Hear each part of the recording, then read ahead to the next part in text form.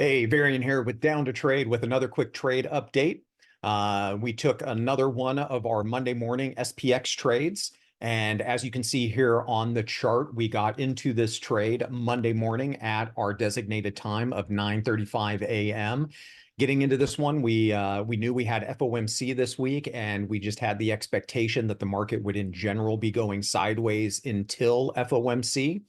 So we executed that trade. You can see we got filled Monday morning at 9:35 for a $10 credit.